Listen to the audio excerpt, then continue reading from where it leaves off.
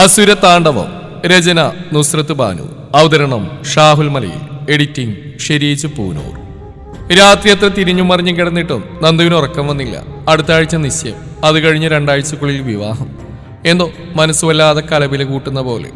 ഉറക്കം വരാത്തതുകൊണ്ട് തന്നെ എണീറ്റ് ജനൽപ്പാളികൾ തുറന്ന് പുറത്തേക്ക് നോക്കി. നല്ല നിലാവുണ്ട്. ആകാശത്ത് ഉദിച്ചു നിൽക്കുന്ന ചന്ദ്രനെ നോക്കിയൊന്ന് പുഞ്ചിരിച്ചവൾ എന്തോ ഓർത്തുകൊണ്ട് മിഴികൾ ചുറ്റുമൊന്ന് നോക്കി. പെട്ടെന്ന് എന്തോ കണ്ണിലുടക്കിയ പോലെ അവൾ പകപ്പോടെ മുന്നിലെ ചെറിയ ഗേറ്റിന് നേരെ മിഴികൾ പായിച്ചു. അവിടെ നിർത്തിയിട്ടിരിക്കുന്ന കറുത്ത ബ്ലാക്ക് കാർ കണ്ടതും അവളുടെ ഉള്ളിലൊരു കൊള്ളിയാൻ മിന്നി. ഉള്ളിൽ ഉയർന്നു വന്ന പേടിയോട് അവൾ വേഗം ജനൽപ്പാളികൾ അടച്ച് ബെഡിൽ ചെന്നിരുന്നു. എൻ്റെ ഈശ്വര, ആരാത്? എന്തിനാ ഞങ്ങളുടെ പുറകെ? അതിന് മാത്രം എന്ത് തെറ്റാ ഞങ്ങൾ ചെയ്ത്? അമറിനെ വിളിച്ചു പറഞ്ഞാലോ? ചിന്തിച്ചുകൊണ്ട് വേഗം ഫോൺ എടുത്തു നന്ദു. വേണ്ട, സമയം എത്രയായിന്നാ പറഞ്ഞാൽ ചിലപ്പോൾ ഒന്നും ചിന്തിക്കാതെ ഇങ്ങോട്ട് ഓടിക്കതച്ച് വരും. വേണ്ട, സ്വയം പറഞ്ഞുകൊണ്ട് കയ്യിലെടുത്ത ഫോൺ തിരികെ ബെഡിലേക്ക് തന്നെ വെച്ചു. ഏകദേശം ഒരു 2 മണി കഴിഞ്ഞു. നന്ദു വീണ്ടും പതിയെണീറ്റ് ജനൽപ്പാളികൾ തുറന്നു. അപ്പോഴും ആ കാർ അവിടെ തന്നെയുണ്ട്. നന്ദു വേഗം ജനലടിച്ച് ബെഡിലേക്ക് തന്നെ ഇരുന്നു. ഓരോന്നും ചിന്തിച്ച് പേടിയോടെ കിടന്നു നന്ദു എപ്പോഴോ അറിയാതെ ഉറക്കത്തിലേക്ക് വഴുതി വീണു.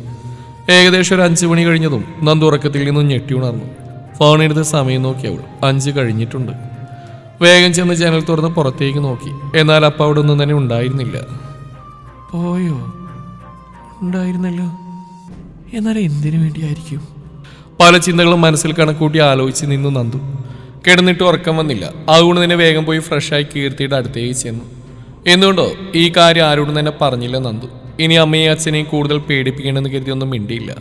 ദിവസങ്ങൾ ഓരോന്ന് കടന്നുപോയി. കോളേജിൽ വെച്ച് ഇടയ്ക്കൊക്കെ അമ്മനോട് സംസാരിക്കാൻ തുടങ്ങി. എന്തുകൊണ്ടോ അമ്മനോട് സംസാരിക്കുമ്പോഴും ആ ബ്ലാക്ക് കാറും അതിലെ വ്യക്തിയെക്കുറിച്ചുള്ള ചിന്തകളോടെ മനസ്സിൽ കുന്നുകൂടിക്കൊണ്ടിരുന്നു.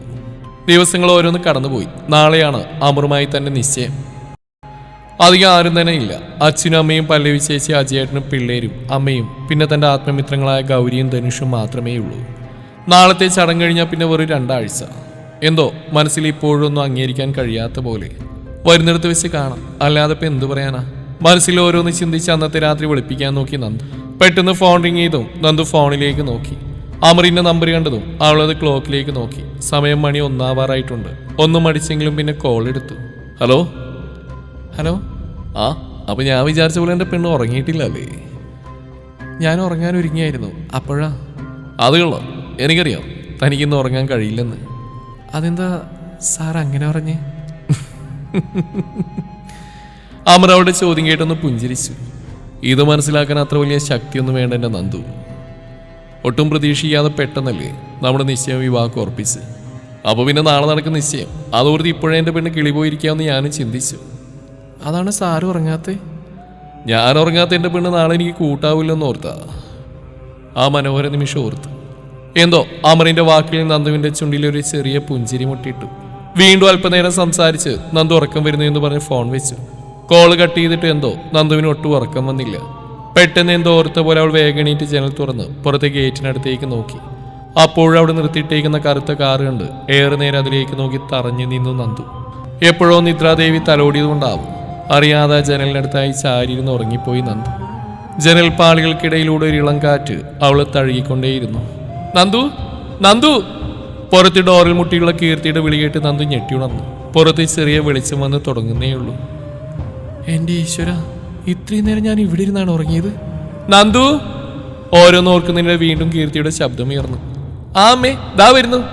ഡോറിലേക്ക് നോക്കി ഉറക്കെ വിളിച്ച് പറഞ്ഞു നന്ദു. ശേഷം പുറത്തെ ഗേറ്റിന് നേരെ നോക്കി. ഇല്ല, അവിടെ ഒന്നും തന്നെ ഇല്ല. പതിയെ തിരിഞ്ഞ് വാഷ്റൂമിൽ പോകാൻ നിൽക്കവേ എന്തോ ഒരു ഗന്ധം, വല്ലാതെ നാസികയിലേക്ക് തുളച്ചു കയറുന്ന ഗന്ധം.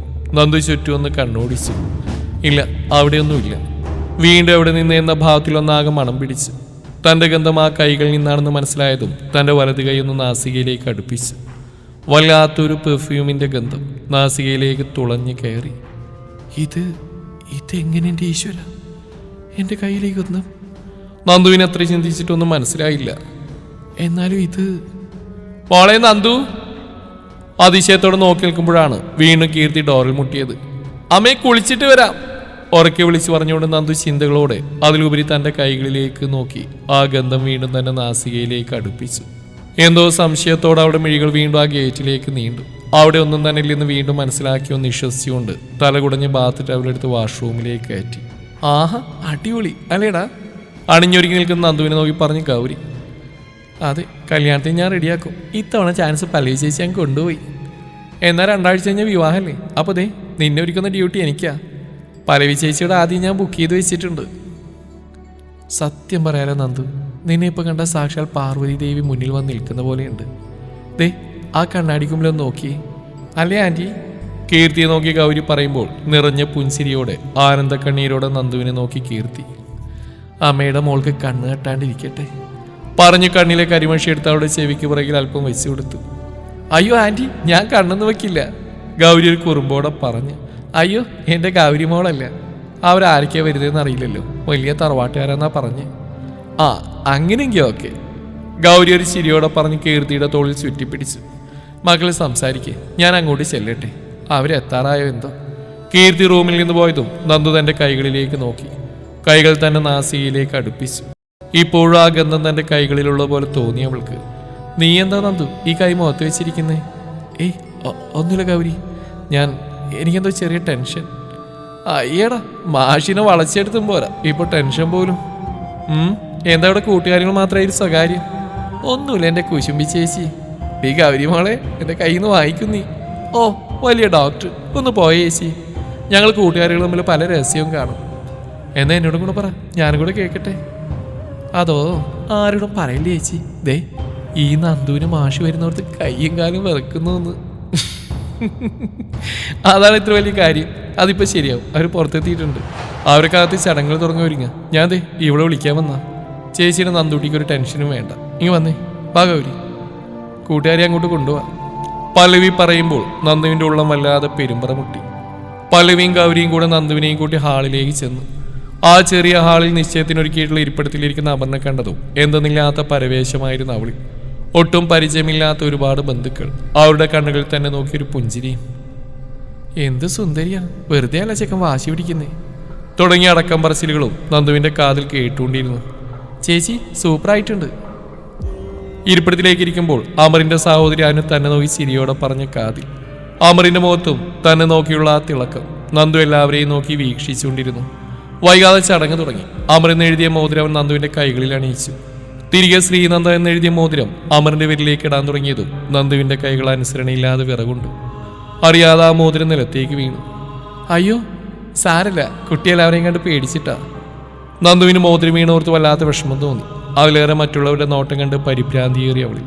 സാരമില്ല, ആ മോതിരം എടുത്ത് കുട്ടിയുടെ കൈ കൊടുക്കൂ, മോള് പേടിക്കണ്ട, അമറിന്റെ അച്ഛനൊരു ചിരിയോടെ പറഞ്ഞു. നന്ദന്റെ ഉള്ളൊന്ന് പിടഞ്ഞെങ്കിലും അനന്തം പറഞ്ഞ പോലെ മോൾക്ക് ടെൻഷൻ കൊണ്ടായിരിക്കുന്നോർത്ത് നിലത്ത് വീണ മോതിരം എടുത്ത് അവൾക്ക് കൊടുത്തു.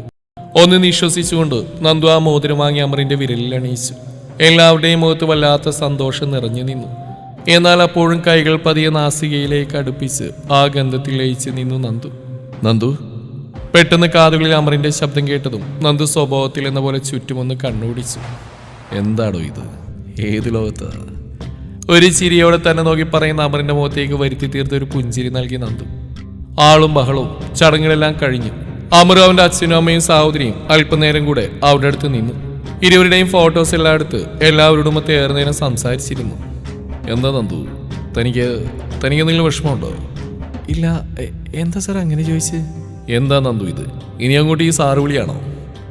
ദേ ഈ മോതിരം വെറുതെ ഒരു കാഴ്ചക്ക് വേണ്ടിയാണെന്ന് കരുതിയോ നീ? 2 ആഴ്ച കഴിഞ്ഞാൽ ദേ ഈ കഴുത്തിലൊരു താനയും വീഴും. അപ്പോഴും തന്നെ നീ സാധനത്തിനെ വിളിക്കൂടാ. ഇനി ഈ വിളി വേണ്ട, പകരം അമറെന്ന് വിളിച്ചോ. ഇനി പേര് വിളിക്കാൻ മടിയാണെങ്കിൽ വീട്ടിൽ തന്നെ അമ്മയാനും അച്ചു എന്നാ വിളിക്കാറ്. നീ അച്ചുവേട്ടാന്ന് വിളിച്ചോ. അത് ഞാൻ അങ്ങനെ വിളിച്ച് ശീലിച്ചോണ്ടാ. ആ ഇനി ഈ ശീലമൊക്കെ മാറ്റണം, അച്ചുവേട്ടാന്ന് മതി. ഒന്ന് വിളിക്കടോ. അത് അമർ പറയുമ്പോൾ നന്ദു മടിയോടെ നോക്കി അവനെ. താൻ എന്നെ വിളിക്കാൻ ഞാൻ ഇവിടുന്ന് പോവില്ല. കേൾക്കട്ടെ, എൻ്റെ പെണ്ണിൻ്റെ അച്ചുവേട്ടാന്ന് വിളി. അതെനിക്ക് ഒന്നുമില്ലടോ, വിളിക്ക്. അച്ചുവേട്ടാ. ഒന്ന് ചിരിച്ചുകൊണ്ട് അവിടെ മുഖത്തേക്ക് നോക്കിയവൻ. തന്നെ ഈ നാണമൊക്കെ കൊള്ളാം. അതെ, സ്വർഗത്തിൽ ഞങ്ങൾ കൂടെ വന്ന് നോയിക്കോട്ടെ, ഗൗരി വാതിൽ പടിയിൽ നേന്തി പോലെയും ചോദിച്ചു. അതിനെന്താ, പൂർണ്ണ സ്വാഗതം. അതാണ് നമ്മുടെ മാഷ് അല്ലടാ പറഞ്ഞുകൊണ്ട് ധനുഷിന്റെ കൈയും പിടിച്ച് അവിടെ അടുത്തേക്ക് ചെന്നു. ഗൗരിയെ കണ്ടതും അത്ര നേരം ഉണ്ടായിരുന്ന ചമ്മലിൽ നിന്നൊരു ആശ്വാസം കിട്ടിയ പോലെ തോന്നി നന്ദുവിന്. അധ്യാപകൻ എന്നതിലുപരി ഒരു സുഹൃത്തിനോടെന്ന ലാഘവത്തിൽ ഇരുവരും അമറിനോട് സംസാരിച്ചിരുന്നു. അത് ഏട്ടാ, സമയമായി, വീട്ടിലേക്ക് പോകണ്ടേ? ഒരു കുസൃതിയോടെ വാതിൽ ചാരിന്ന് ചോദിച്ചു അവന്.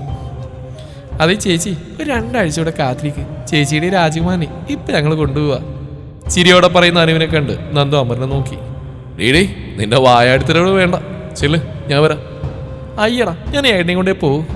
കുറുമ്പോടെ പറഞ്ഞ് നന്ദുവിന്റെ തോളിലൂടെ പിടിച്ചു അവന്. ഈ പെണ്ണ്. നന്ദു, എന്തെങ്കിലും ഇറങ്ങുക. ബാക്കി ബന്ധുക്കളും ഇപ്പൊ അങ്ങ് എത്താറായി കാണും. ഒരു ചെറു ചിരിയോടെ മൂളി നന്ദു. ആനന്ദനും ദേവയാനി അമൃ എല്ലാവരുടെ യാത്ര പറഞ്ഞ് പുറത്തേക്ക് ഇറങ്ങി. നന്ദു അവൻ പോകുന്നത് നോക്കി. ഉമ്മറത്ത് കീർത്തിയുടെ അടുത്തായി ചെന്ന് നിന്നു. അപ്പോഴും അവിടെ മിഴികൾ അനുസരണയില്ലാതെ ഗേറ്റിലേക്ക് നോട്ടമിട്ടു. നീ ഇതാരെ നോക്ക? ദേ, നിന്റെ ആള് നിന്നെ നോക്കി കണ്ണിറുക്കുന്നു. പല്ലവി നന്ദുവിനെ തട്ടിക്കൊണ്ട് പറഞ്ഞു. നന്ദു അമറിനെ നോക്കി. അവൻ നൽകിയ പുഞ്ചിരിക്ക് പകരമായി ചെറിയൊരു പുഞ്ചിരി നൽകി നന്ദു. അവർ പോയതും നന്ദു വേഗം തന്റെ മുറിയിലേക്ക് പോയി. ജനൽപ്പാളിയിലൂടെ പുറത്തേക്ക് നോക്കി നിൽക്കുകയായിരുന്നു നന്ദു. തന്റെ തോളിൽ വീണ കരസ്പർശം അറിഞ്ഞതും പതിരിക്കൊണ്ട് തിരിഞ്ഞു നോക്കി അവൾ. തന്നെ ആകമാനം കണ്ണോടിച്ച് നോക്കുന്ന ഗൗരിയെയും ധനുഷിനെയും കണ്ട് അവൾ ഒരു ചിരി മുഖത്ത് വരുത്തി തീർത്തു. ഗൗരി ചെന്ന് ഡോറടച്ച് കുറ്റിയിട്ടു. എന്താ ഗൗരി? അതിനെ ഞങ്ങൾക്കും അറിയണ്ട്. എന്താ നിനക്ക് പറ്റിയത്? നന്ദു, കുറച്ച് ദിവസമാണെങ്കിൽ എനിക്ക് നിന്നെ നന്നായിട്ട് അറിയാം. നിന്റെ മുഖം മാറി മനസ്സിലാക്കാൻ പറ്റും ഞങ്ങൾക്ക്. നീ സാറിന് മോതിരം അണിച്ചപ്പോൾ എന്തിന് ഇപ്പം അവർ പോകുന്ന നിമിഷം പോലും നിന്റെ മനസ്സ് വേറെ എവിടെയാണ്? സത്യം പറ നന്ദു, നിനക്ക് ഈ ബന്ധത്തിന് താല്പര്യമില്ലേ? നന്ദു ഇരുവരെയും നോക്കി. ശേഷം ജനൽക്കമ്പിൽ കൈകൾ മുറുക്കി ദൂരേക്ക് നോക്കി. എല്ലാ ദിവസവും രാത്രി കാണാറുള്ള ബ്ലാക്ക് കാറും ഇന്നലെ ഉണ്ടായതെല്ലാം പറഞ്ഞു നന്ദു. ഗൗരി, ഇതാ തന്നെയാ ഗന്ധർവൻ. നീ കേട്ടിട്ടില്ലേ? സുഗന്ധം വീശി വരുന്ന ഗന്ധർവനെ കുറിച്ച് എന്റെ ബലമായ സംശയം ഇവളുടെ ദേഹത്ത് ഗന്ധർവൻ കയറിയിട്ടുണ്ടെന്നാ. ഗൗരിയുടെ കൈകൾ പിടിച്ചു പറഞ്ഞ ധനുഷ്. ചേക്ക, ഒന്നും മിണ്ടാതിരി, അവരൊരു ഗന്ധർവൻ. ഗൗരി അവനെ തുറച്ചു നോക്കി. നീ നന്ദു, നീ പറഞ്ഞ പോലെ അയാൾ നിന്നെ ഉപദ്രവിക്കാവുന്ന ആളാണെങ്കിലോ? ഈ ഗന്ധമണത്ത് നിനക്ക് അയാളോട് പ്രേമം തോന്നിയ പെണ്ണെ? മണ്ണാങ്കട്ട. എടി നന്ദു, ഇവള് പറയുന്നിട്ട് നീ എടുത്തയാളെ മോളെ. അയാളുടെ കണ്ണിലേക്കാ നീ ഒരു പാക്കറ്റ് മുളക് കൂടി വിതറിയത്. അങ്ങേര് ചിലപ്പോൾ പകരം വീട്ടാൻ ചാൻസ് നോക്കി വന്നതാവും. ധനുഷ് പറയുന്നതായിട്ട് നന്ദുവിൻ്റെ ഉള്ളിൽ വീണ്ടും പേടി തോന്നി. നീ ഒന്ന് പോടാ. ഏതായാലും ഈ കളി എവിടെ വരെ പോകും നോക്കാം നമുക്ക്. ഒരുപക്ഷെ വിവാഹത്തിന് മുമ്പ് നിന്റെ മുന്നിൽ ഒന്നുകൂടെ വന്നിരുന്നാലോ? എന്തായാലും ഇപ്പം എൻ്റെ നന്ദു അതൊന്നും ഓർക്കണ്ട. ദേ, എല്ലാവരും അവിടെ നല്ല സന്തോഷത്തിലാണ്. നീ അങ്ങോട്ട് ചെല്ല്. വാ നന്ദു. ഗൗരി അവളെ പറഞ്ഞ് സമാധാനിപ്പിച്ച് അവളെയും കൊണ്ട് മുറിയിൽ നിന്ന് പുറത്തേക്ക് ഇറങ്ങി. തന്റെ പുറകെ ആരോ വരുന്ന പോലെ തോന്നിയ നന്ദു ആരുമില്ലാത്ത ഇടവഴിയിലൂടെ മുന്നോട്ടോടി. തന്റെ വേഗത കൂടുന്തോറും തന്റെ പിറകെയുള്ള കാലുകളുടെ ശബ്ദം അടുത്തടുത്ത് വന്നതും പേടിയോടെ മുന്നോട്ട് ഓടിക്കൊണ്ടിരുന്നു. പെട്ടെന്ന് ആരോ കൈകളിൽ പിടുത്തമിട്ടതും ഞെട്ടലോടെ അവൾ ഉറക്കത്തിൽ നിന്ന് ഉണർന്നു. ചുറ്റും കണ്ണോടിച്ചു. സ്വപ്നായിരുന്നു ഈശ്വര. ക്ഷീണം കൊണ്ട് കിടന്നതേ ഓർമ്മയുള്ളൂ. പെട്ടെന്ന് തന്നെ ഉറങ്ങിപ്പോയിരുന്നു. ചുമരിലെ ക്ലോക്കിലേക്ക് നോക്കി. സമയം 2:30 കഴിഞ്ഞിട്ടുണ്ട്.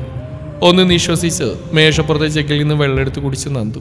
നെറ്റിയിലും കഴുത്തിലും വല്ലാതെ വിയർപ്പ് തുള്ളികൾ പൊടിഞ്ഞിട്ടുണ്ട്. വെള്ളം കുടിച്ച ദാവണി തുമ്പുകൊണ്ട് മുഖവും കഴുത്തുമില്ല എന്ന് തുടച്ചു. പെട്ടെന്നാണ് മിഴികൾ തുറന്നിടക്കുന്ന ജനലിലേക്ക് ചെന്നു. പുറത്ത് ആർത്തലച്ച് മഴ തിമിർത്താടുന്നുണ്ട്. പതിയെ ജനലിനടുത്തേക്ക് നടന്ന് പുറത്തേക്ക് നോക്കി. ഗേറ്റിന് മുമ്പിൽ നിർത്തിയിട്ടേക്കുന്ന ആ കാർ കണ്ടതും എല്ലാം മറന്ന് നോക്കി നിന്നു അവൾ. പെട്ടെന്ന് ഇടിയോടുകൂടിയ മിന്നൽ പിണർപ്പിൽ ആ കാറിന് മുമ്പിൽ മഴയിലൊന്നാകെ മൂടി നിൽക്കുന്ന ഒരു മനുഷ്യരൂപം കണ്ടതും നന്ദുവിൻ്റെ ഉള്ളിൽ കൊള്ളിയാൻ മിന്നി. ഒന്ന് ശ്വാസമെടുത്ത് ജനൽപ്പാടുകൾ വലിച്ചടച്ച് കുറ്റിയിട്ട് ബെഡിലേക്ക് ഓടിച്ചെന്ന് കിടന്ന് കണ്ണുകൾ ഇറുക്കി അടച്ചു. ഉള്ളിൽ കുമിഞ്ഞുകൂടിയ ഭയത്തോടെ തന്നെ കണ്ണുകൾ അടച്ച് കിടന്ന നന്ദു. നീ എന്തൊക്കെയാ ഈ പറയുന്നേ? എനിക്കറിയില്ല ഗൗരി. അന്ന് മദ്യപിച്ച് എൻ്റെ മുമ്പിൽ കണ്ട അയാൾ എനിക്ക് പേടിയാ തോന്നിയത്. എന്നാൽ ഇപ്പോൾ ഇന്ന് രാത്രി വന്ന് അവിടെ നിൽക്കുന്നുണ്ട്. ഉപദ്രവിക്കാനല്ല, കാവലാളായിട്ടാണോ എന്നൊരു തോന്നല്. നന്ദു. ഗൗരി അവളുടെ തോളിൽ സ്പർശിച്ചു. നിനക്കങ്ങനെ ഉറപ്പിച്ച് പറയാൻ പറ്റുമോ നന്ദു? അങ്ങനെ ചോദിച്ചാൽ അറിയില്ല. എന്നാ മനസ്സ് പറയുന്നത് ശരിയാണെന്നൊരു തോന്നല്. ഇതിപ്പോ നല്ല കൂത്ത്. ദേ, നിശ്ചയം കഴിഞ്ഞു. ഇനി കല്യാണത്തിന് വെറും വിരലിലുണ്ടാവുന്ന ദിവസങ്ങൾ മാത്രമേ ഉള്ളൂ. അപ്പൊ ദേ, സുഗന്ധം വീശി വരുന്ന ഗന്ധർവനെ കയറി പ്രേമിക്കാൻ നോക്കുകയാണോ? നീ ഒന്ന് പോയതിനു. നീ കരുതും പോലെ പ്രണയമൊന്നുമല്ല. പിന്നെ എന്താണാവോ ആ അജ്ഞാതനോട്? ഗൗരി അവളെ നോക്കി പറഞ്ഞെടുപ്പിൽ കൈവച്ച്. അതെനിക്കറിയില്ല. എന്തോ പേരറിയാത്തൊരു... ഒന്ന് ചോദിച്ചോട്ടെ, ആ അജ്ഞാതനോട് തോന്നുന്ന അതേ ഫീലിങ്സ് നിന്നെ കെട്ടാൻ പോകുന്ന അമർസാനോട് തോന്നിയിട്ടുണ്ടോ? അത് ഒന്ന് ആലോചിച്ചില്ലെന്ന് തലയാട്ടി നന്ദു. അപ്പം എന്നെ നന്ദുമോള് മനസ്സിലായിക്കോ. പേരറിയാത്ത അജ്ഞാതനോട് നിനക്ക് തോന്നുന്ന ഫീലിങ്സ് അതാണ് പ്രണയം. പിന്നെ സാറിനോട് എനിക്ക് മനസ്സിലായത്തോളം സഹതാപവും രക്ഷിച്ചതിനുള്ള കടപ്പാടും മാത്രമാണ്. നീ ഒരു കാര്യം ചെയ്യും, കാര്യങ്ങളെല്ലാം അച്ഛനോട് പറ. എന്നിട്ട് യുവാത്തിൽ നിന്ന് പിന്മാറി ആ ഡേഞ്ചർ സോണിനെ അങ്ങ് കെട്ടിക്കോടി. അത് ഗൗരി പറഞ്ഞ സത്യം. നിന്നെ രക്ഷിക്കാൻ വന്നവനാണെങ്കിൽ നിനക്കിനി ആയുസുണ്ടാവും. അല്ല, മറിച്ച് നിന്നെ കൊല്ലാനാണെങ്കിൽ നിനക്ക് പെട്ടെന്ന് കുഴിയിലേക്കും പോവാം. കയ്യിലെ ചോക്ലേറ്റ് അടിച്ചുകൊണ്ട് പറഞ്ഞു ധനുഷ്. എൻ്റെ ഈശ്വര, ഇങ്ങനെ 2 സാധനങ്ങളാണ് എനിക്ക് കൂട്ടുകാരായി കിട്ടിയത്. അത് ശരി, നീ രാത്രി അലഞ്ഞടക്കുന്ന ഗന്ധർവന്മാരെയൊക്കെ ജലം തുറന്നിട്ട് കണ്ടുപിടിച്ചിട്ട് ഇപ്പൊ കുറ്റം മുഴുവൻ ഞങ്ങൾക്കായോ?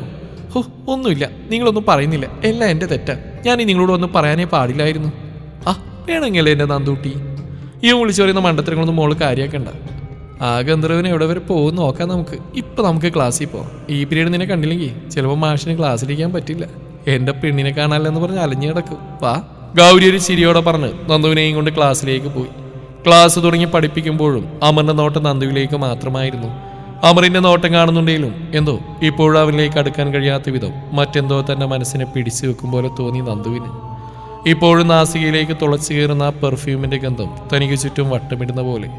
ഫസ്റ്റ് പീരീഡ് കഴിഞ്ഞു പുറത്തേക്ക് ഇറങ്ങാൻ ഒരുങ്ങിയ അമർ നന്ദുവിനെ നോക്കി. ശ്രീനന്ദ, 1 മിനിറ്റ്. ഉറക്കെയുള്ള അമറിന്റെ ശബ്ദം കേട്ട് നന്ദു ചുറ്റും നോക്കി. ചെല്ല് മോളെ, നിന്റെ മണവാളം നിന്നെ വിളിക്കുന്നു. ചെല്ല് ചെല്ല്. ഒരു തമാശ ചിരിയോടെ നന്ദു മാത്രം കേൾക്കെ പറഞ്ഞ് ഗൗരി അവൾക്കിട്ടൊരു കുത്തു കൊടുത്തോണ്ട് നന്ദു അമറിന്റെ അടുത്തേക്ക് നടന്നു. നന്ദു വരുന്ന കണ്ടതും അമർ ക്ലാസ്സിൽ നിന്ന് പുറത്തേക്ക് ഇറങ്ങി ഒഴിഞ്ഞ വരാന്തയിലേക്ക് മാറിയിരുന്നു. അച്ചുവേട്ടാ. ആദ്യം സാറിന് വിളിക്കാൻ നിന്നെങ്കിലും പിന്നെ അത് മാറ്റി അച്ചുവേട്ടാ എന്ന് എന്നെ വിളിച്ചവൾ. ആ, സാറ് വിളി നിർത്താൻ അപ്പോൾ പഠിച്ചു അല്ലേ? ഒരു ചിരിയോടെ ചോദിച്ചു അമ്മ. രാവിലെ തന്നെ കണ്ട് സംസാരിക്കാൻ നേരത്തെ വന്നു. ഇവിടെ നോക്കും 3 കാണുന്നില്ല. അത് ഞങ്ങളവിടെ വാഗമനത്തിന്റെ ചുവട്ടിൽ വന്നപാടെ ഇരിക്കാറ്. ആ അത് ശരി, ഞാൻ കരുതി 3 കൂടി എവിടെയെങ്കിലും ചുറ്റിക്കറങ്ങുന്നുണ്ടാവുന്നു. നന്ദു ഒരു ചെറു പുഞ്ചിരിയോടെ നോക്കി. പിന്നെ നന്ദു, നാളെ ക്ലാസ് ലീവാക്കാം. കല്യാണത്തിന് ഇനി അധിക ദിവസമില്ലല്ലോ. അതുകൊണ്ട് നാളെ ഡ്രസ്സും കാര്യങ്ങളെല്ലാം പോയി എടുക്കാം. അച്ഛനോടും അമ്മയോട് ഞാൻ രാവിലെ വിളിച്ചു പറഞ്ഞിരുന്നു. ഒന്ന് മോളുക മാത്രം ചെയ്ത് നന്ദു. എന്താടോ, തനിക്കെന്നോട് എന്തെങ്കിലും പറയാനുണ്ടോ? എൻഗേജ്മെന്റ് കഴിഞ്ഞപ്പോൾ തൊട്ട് ഞാൻ ശ്രദ്ധിക്കുന്നു, തന്നെ എന്തോ അലട്ടുന്ന പോലെ. ഏയ് അങ്ങനെയൊന്നുമില്ല ചേട്ടാ. പെട്ടെന്നൊരു കല്യാണം എന്നൊക്കെ പറഞ്ഞപ്പോൾ അതിൻ്റെ ഒരു ഷോക്ക് ഇപ്പോഴും അതായിരുന്നോ? താൻ ടെൻഷൻ ആവേണ്ട ഡോ. വിവാഹം കഴിഞ്ഞാലും തനിക്ക് കിട്ടുന്ന എല്ലാ ഫ്രീഡവും അതുപോലെ ഉണ്ടാവും. Don't worry. അവളുടെ കവിളിലും തട്ടിക്കൊണ്ട് പറഞ്ഞു അമർ. അല്പനേരം കൂടെ ആ വരാന്തയിലിനെ സംസാരിച്ച് ഇരുവരും. അപ്പോഴും അമർ പറയുന്നതിന് മാത്രം മറുപടികൾ നൽകി എല്ലാം ഒരു പുഞ്ചിരിയിൽ ഒതുക്കി അവൾ. എനിക്കറിയാൻ പാടില്ല ചോദിക്കാൻ നന്ദു, നീ മനസ്സുകൊണ്ട് ഓക്കെ അല്ലെങ്കിൽ വേണ്ടെന്ന് പറഞ്ഞൂടെ? കോളേജ് കഴിഞ്ഞ് ബസ് സ്റ്റോപ്പിലേക്ക് നടക്കും വഴി നന്ദുവിനെ നോക്കി ചോദിച്ച് ഗൗരി. ഗൗരി, അത് ഇനി വീട്ടുകാരെ വിഷമിപ്പിക്കേണ്ട ഗൗരി. പിന്നെ പ്രണയം ഇപ്പം തോന്നില്ല എന്ന് കരുതി വിവാഹം കഴിഞ്ഞാലും പ്രണയം തോന്നാലോ. എത്രയോ പേര് നമുക്ക് ചുറ്റുമുണ്ട്, വിവാഹശേഷം പരസ്പരം മനസ്സറിഞ്ഞ് പ്രണയിച്ച് ജീവിക്കുന്നവർ. തുടങ്ങിയവളുടെ സാഹിത്യം. എന്നാൽ പിന്നെ നീ താലി കെട്ട് കഴിഞ്ഞ് പ്രണയിച്ചു തുടങ്ങി. ഇപ്പം ഞങ്ങൾ പോട്ടെ. ധനുഷ് അവളെ നോക്കി പറഞ്ഞ് ബാഗ് എടുത്ത് ഗൗരിയോടും നന്ദിയോടും പറഞ്ഞു പോയി. ആ പോട്ടെ, പല പെൺപിള്ളയുടെ വായി നോക്കാനാ. നീ വാ, ബസ് പോരും. നീ പറഞ്ഞൊക്കെ ശരിയാ, എന്നാലും എൻ്റെ അഭിപ്രായം പറഞ്ഞോട്ടെ. ഞാൻ മറ്റുള്ളവർക്ക് വേണ്ടിയല്ല നമ്മുടെ തീരുമാനങ്ങൾ വരേണ്ടത്, നമുക്ക് വേണ്ടിയാ. ഇവിടെ നിന്റെ അച്ഛനും അമ്മയും നിന്നെ ഒരിക്കലും നിർബന്ധിച്ചിട്ടില്ല. അവർ മുൻതൂക്കം കൊടുക്കുന്നത് നിന്റെ തീരുമാനത്തിൽ മാത്രം. വൈകിട്ടില്ല, എനിക്ക് ഇനിയും സമയമുണ്ട്. ഗൗരി പറയുമ്പോൾ അതെല്ലാം സത്യമാണെന്ന് അവൾക്കും തോന്നി. എങ്കിലും അമറിന്റെ സന്തോഷം നിറഞ്ഞ മുഖമൂർത്തവും എന്തോ അവൾക്ക് വേദനിപ്പിക്കാൻ തോന്നിയില്ല. എന്തോ പറയാൻ നിന്നപ്പോഴേക്കും ബസ് വന്നു. നന്ദു ഗൗരിയോട് യാത്ര പറഞ്ഞ് വീട്ടിലേക്ക് തിരിച്ചു. ദിവസങ്ങൾ ഓരോന്ന് കൊഴിഞ്ഞുപോയിക്കൊണ്ടിരുന്നു. ആരെയും വിഷമിപ്പിക്കേണ്ടെന്ന് തോന്നൽ കൊണ്ടാവാം മനസ്സിലുള്ളതെല്ലാം ഉള്ളിൽ കുഴിച്ചു മൂടി അവൾ. ഡ്രസ്സ്, ആഭരണങ്ങൾ തുടങ്ങിയ എല്ലാ ഒരുക്കങ്ങളും കഴിഞ്ഞു. തൻ്റെ മോളെ പോലെ കാണുന്ന നന്ദുവിന് വേണ്ടി പലവയും പ്രത്യേക ആഭരണങ്ങളും വസ്ത്രങ്ങളും വാങ്ങിക്കൂട്ടി. തൻ്റെ മനസ്സിപ്പോഴും കലുഷിതമാണ്. അതുകൊണ്ടാണോന്നറിയില്ല, ദിവസങ്ങൾ പെട്ടെന്ന് കടന്നുപോയ പോലെ തോന്നി നന്ദുവിന്. അന്നത്തെ കാഴ്ചയ്ക്ക് ശേഷം ഇടയ്ക്ക് രാത്രി പുറത്തേക്ക് നോക്കുമെങ്കിലും ആ കറുത്ത കാറോ വ്യക്തിയോ നന്ദുവിന് മുമ്പിൽ കണ്ടിരുന്നില്ല. അത് അവളിലും ചെറിയ നിരാശ കണക്കെ തോന്നിയെങ്കിലും അതൊന്നും ആർക്കുമ്പിലും പ്രകടമാക്കിയില്ല അവൾ. നാളെയാണ് വിവാഹം. ഒന്ന് കണ്ണടച്ച് തുറക്കും മുമ്പ് ദിവസം മുന്നിലെത്തിയ പോലെ തോന്നി നന്ദുവിന്. ഇവിടെ അധികം ബന്ധുക്കളൊന്നുമില്ല. ഞങ്ങൾ വീട്ടുകാരും പിന്നെ ഇവിടെ വന്ന ശേഷം പരിചയമുള്ള ചില നാട്ടുകാരും അയൽവാസികളും തൻ്റെ കുറച്ച് കൂട്ടുകാരും മാത്രമാണ് അതിഥികൾ. പുറത്തെ ജനലിലൂടെ നോക്കി നിന്നു നന്ദു. ആഹാ, എന്താ മോളെ, ഈ സൂര്യൻ കത്തിയൊലിച്ചിരിക്കുന്ന നേരത്ത് ഗന്ധർവം വരുമെന്ന് നോക്കിക്കാണോ? പുറകിൽ ഗൗരിയുടെ ശബ്ദം കേട്ടതും നന്ദു തന്റെ ചിന്തകളിൽ നിന്നുണർന്ന് തിരിഞ്ഞു നോക്കി. തുടരും ഈ കഥയുടെ ബാക്കി ഭാഗം നാളെ ഇതേ സമയം.